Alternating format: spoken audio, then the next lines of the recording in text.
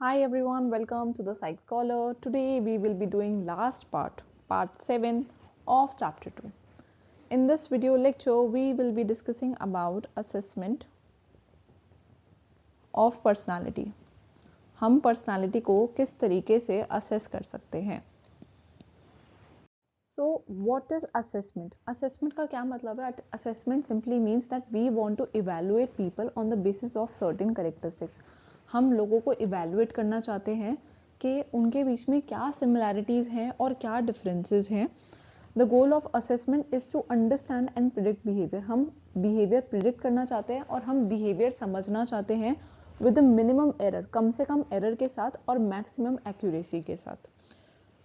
तो हम चाहते हैं कि कम से कम एरर हो और हमारा जो बिहेवियर को अंडरस्टैंड करने का और प्रिडिक्ट करने की जो चीज़ है वो ज़्यादा से ज़्यादा एक्यूरेट हो. अब असेस करने के हमारे पास 3 मेजर्स हैं. First is self report measure. Self report measure simply means that you are going to report by yourself. आप खुद से इन चीज़ों के बारे में रिपोर्ट करोगे. इसके अंदर आता है हमारा Minnesota multiphasic personality inventory, Eysenck personality questionnaire, 16 personality factor questionnaire. इन दोनों के बारे में आपने थ्योरीज ऑफ पर्सनालिटी में पढ़ा था. आइजिंग की जो पर्सनालिटी थ्योरी थी आपने उसमें पढ़ा है और कटेल की थ्योरी में आपने 16 PF के बारे में पढ़ा है. Then we have projective techniques. Projective techniques, do you remember about Freud's theory? क्या आपको फ्रॉइड की थ्योरी का कुछ पार्ट याद है? तो उसमें हमने अनकॉन्शियस की बात करी थी. So projective techniques are made to assess the unconscious part of our personality. Projective technique की हेल्प के थ्रू हम हमारी पर्सनैलिटी का जो अनकॉन्शियस पार्ट है उसको समझ सकते हैं. तो यहाँ पे कौन कौन सा आएगा? Rorschach inkblot test, thematic apperception test, sentence completion test, Rosenwing picture frustration study, and draw a person test. Then third type of category is behavior analysis. It simply means यहाँ पे आप behavior को analyze करना चाहोगे. इसमें हमारा interview है, observation है, behavioral rating है, nomination and situational test. Now we will be discussing about these measures in detail. Now let's talk about self-report measure. Self-report measure simply means that you are going to report about yourself. आप अपने बारे में खुद से report करोगे. So in this first is Minnesota Multiphasic Personality Inventory. ये जो personality inventory है ये क्लिनिकल सेटिंग्स में ज़्यादा यूज़ होती है और with the help of this personality inventory you can identify variety of psychopathology. Psychopathology simply means disorder, psychological disorders. इस पर्सनालिटी इन्वेंट्री के थ्रू हम साइकोलॉजिकल डिसऑर्डर्स को आइडेंटिफाई कर सकते हैं. इस क्वेश्चनर में 567 स्टेटमेंट्स हैं और यहाँ पे 10 सब स्केल्स हैं. मतलब this scale is further divided into 10 मोर सब स्केल्स. अब यहाँ जो स्टेटमेंट्स हैं उनका आंसर आप ट्रू फॉल्स में दोगे. देन वेरी इंपॉर्टेंट पॉइंट, इसकी जो इंडियन अडेप्टेशन है वो मेलिक और जोशी ने बनाई है. Jodhpur multiphasic personality inventory, JMPI. So please remember this very important point. Then second is Ising personality questionnaire. If you remember his theory, इनकी थ्योरी में हमारी 3 डायमेंशंस थी और उन्हीं 3 डायमेंशन को असेस करने के लिए इन्होंने अपना क्वेश्चनर बनाया है. Introversion versus extroversion. Introversion simply means जो लोग अपनी कंपनी ज़्यादा प्रेफर करते हैं और जो लोग ज़्यादा सोशली एक्टिव नहीं होते. Extroversion simply means people who love to hang out with other people and they enjoy others company. Then is neuroticism versus emotional stability. Neuroticism simply means जो लोग इमोशनली ज़्यादा स्टेबल नहीं है, मतलब जो लोग अपने इमोशंस को सही से रेगुलेट नहीं कर पाते. और इसका दूसरा अपोजिट एंड है emotional stability. Emotional stability simply means कि जो लोग वेल एडजस्टेड है, well adjusted with their emotions. Then third dimension है psychoticism versus impulse control. Psychoticism simply means जो लोग अपनी इम्पल्स पे, जो अपनी ग्रेटिफिकेशन पे कंट्रोल नहीं कर पाते हैं. और इसकी अपोजिट डायमेंशन है इम्पल्स कंट्रोल. मतलब जिन लोगों को अपनी इम्पल्सेस के ऊपर कंट्रोल है, जो लोग अपनी जो ग्रेटिफिकेशन है उसको डिले कर पाते हैं. Then third is 16 personality factor questionnaire. If you remember ये कटेल ने दिया है और ये कौन से ट्रेट्स को मेजर करता है? ये सोर्स ट्रेट को मेजर करता है. It measure source trait. अब ये जो इन्होंने क्वेश्चनर दिया है ये करियर गाइडेंस, वोकेशनल एक्सप्लोरेशन और ऑक्यूपेशन टेस्टिंग के लिए काफ़ी अच्छा है. ये जो क्वेश्चनर है इसके अंदर डेक्लरेटिव स्टेटमेंट्स होंगी, मतलब जो स्टेटमेंट्स आपको सीधा सीधा बता देती है. For example, I like to party. ये एक डेक्लरेटिव स्टेटमेंट है और आपको कुछ ऑल्टरनेटिव्स दिए होंगे, then you have to choose. और ये जो टेस्ट है ये आप हाई स्कूल स्टूडेंट्स पे भी लगा सकते हो और एडल्ट्स पे भी लगा सकते हो। So I hope till here it is clear. Then we have certain problems with self report measures. अब सेल्फ रिपोर्ट मेजर्स की भी कुछ प्रॉब्लम्स है, कुछ लिमिटेशंस हैं, वो हम डिस्कस करते हैं। First is social desirability. Social desirability simply means people sometimes answer question in a way that makes them look good in front of others. मतलब लोग इस तरीके से आंसर करेंगे कि वो ज़्यादा सोशियबली एक्सेप्टेबल चीज़ हो और वो लोगों के सामने अच्छे से प्रेजेंटेबल लगे।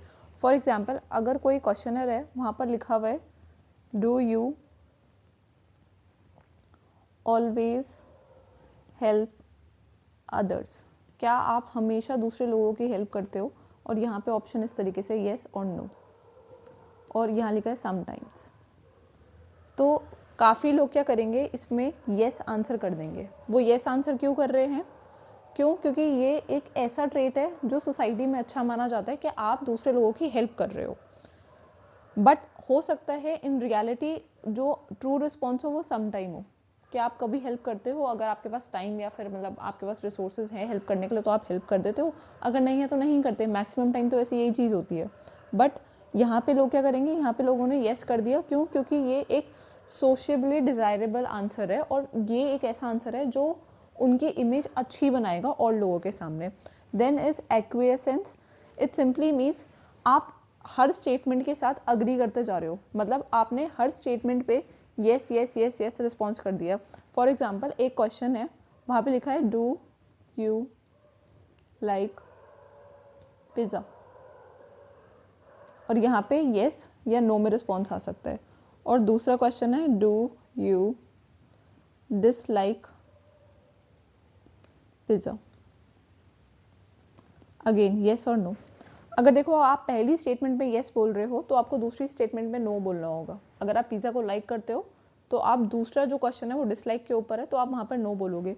तो यहाँ पर करते क्या है लोग, यहाँ पे लोग येस और येस करते चले जाते हैं।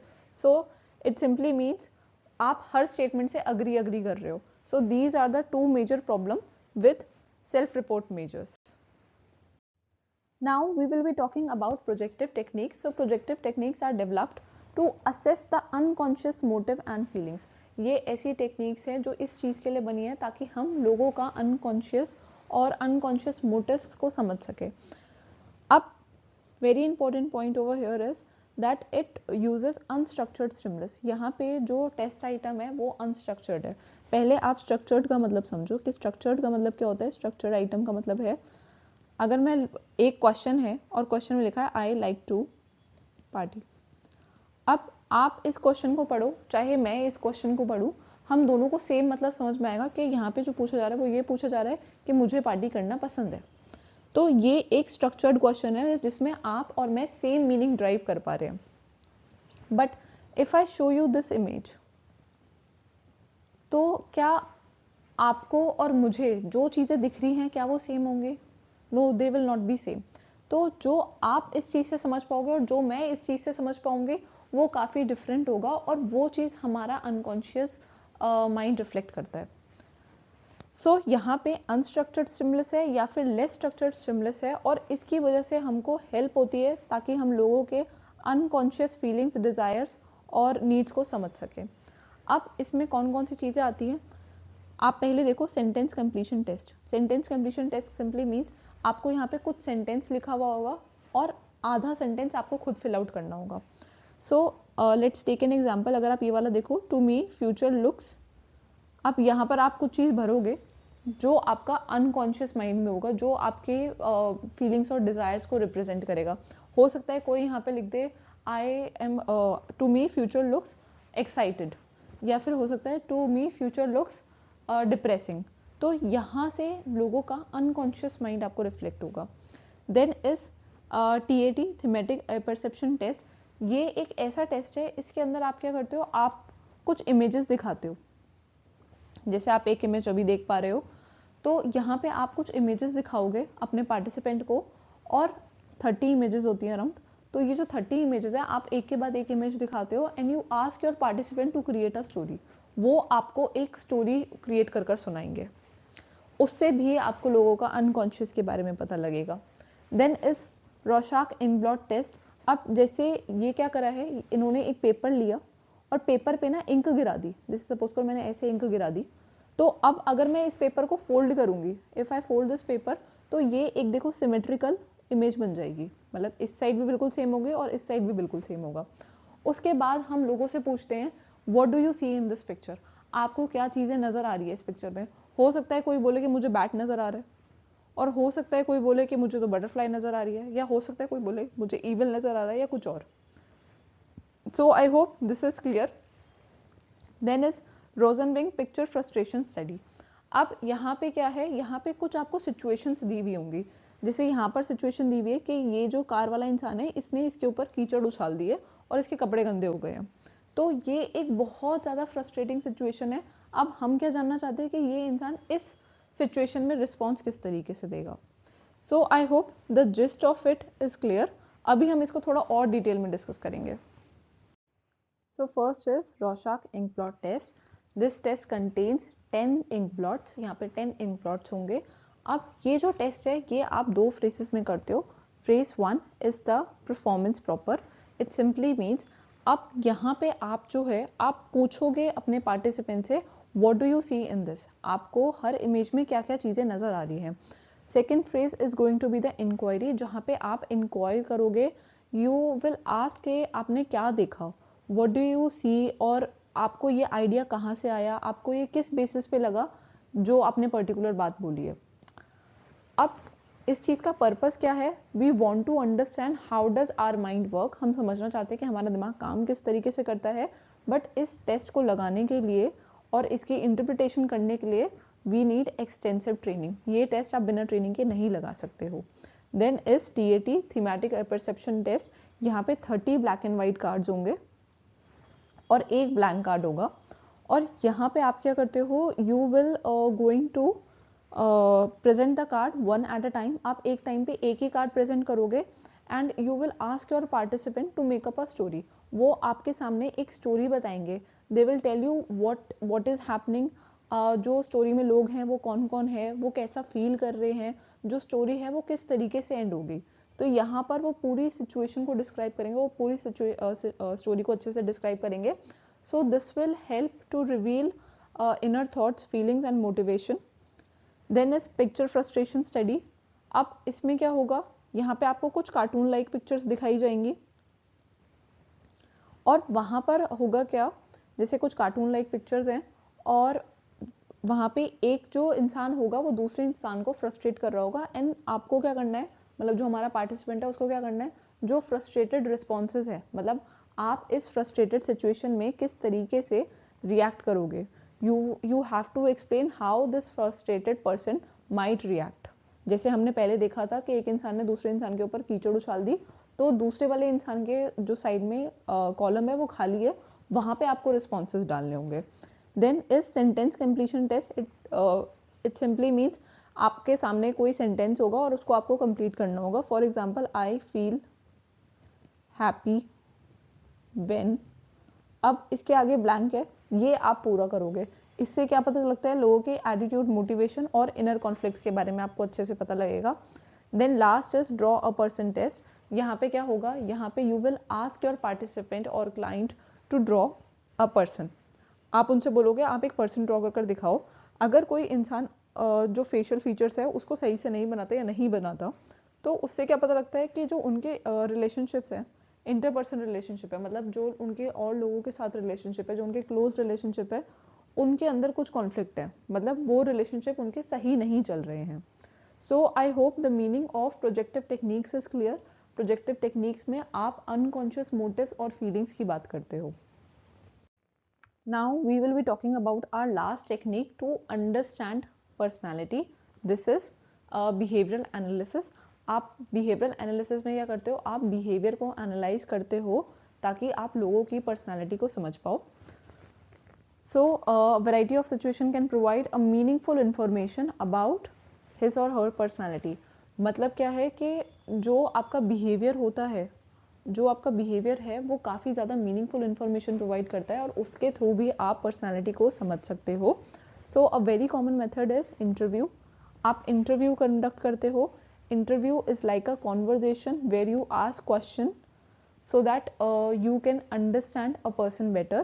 आप इंटरव्यू में क्या करते हो, आप कुछ क्वेश्चन पूछते हो और उन क्वेश्चन के थ्रू आप दूसरे इंसान को समझने की कोशिश करते हो.